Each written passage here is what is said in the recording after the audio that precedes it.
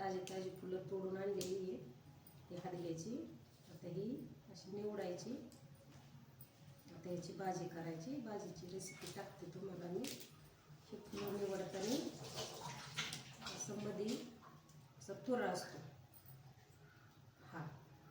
हा काढायचा.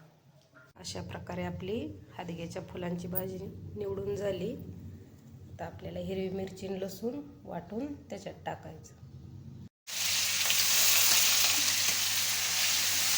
अशा प्रकारे जिरे टाकून हिरवी मिरची आणि लसूण वाटल्याला परतून घ्यायचा. मिरची चांगली परतून झाली थोडीशी हळद टाकून ही भाजी टाकायची.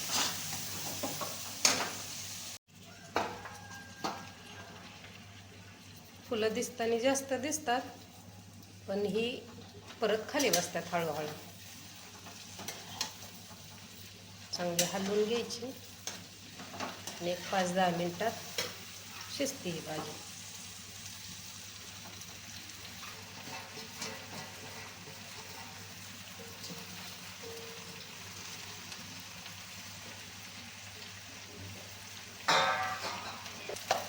मीठ टाकायचं.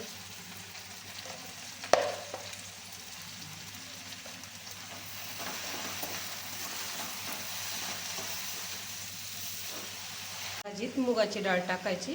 कोणाला आवडते कोणाला नाही. आमच्या घरात आवडते म्हणून मी टाकते. आता ही मुगाची डाळ आहे ना घरची बरं का. आम्ही घरी मूग केलं तर त्याची डाळ केली जाते दळून. तर ही स्वच्छ धुवून भाजीत टाकायची. टाकली तेव्हा किती भाजी होती. शिजून थोडी होती ही भाजी. आता डाळ टाकायची ह्याच्यात. डाळ टाकून झाली की थोडी हलवायची आणि 5 मिनिटं झाकून ठेवायची. झाकून ठेवली की भाजी शिजते. हिला काय शिजायला वेळ लागत नाही.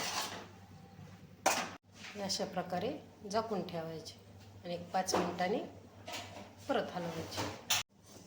हिला एकदा हलवून घ्यायची. मिठाचं पाणी सुटतं हिला. आता एवढ्या ह्याच्यातच शिजून निघून झाकायची गरज नाही हिला. माझी रेसिपी आवडली असेल तर कमेंट्समध्ये नक्की कळवा. धन्यवाद.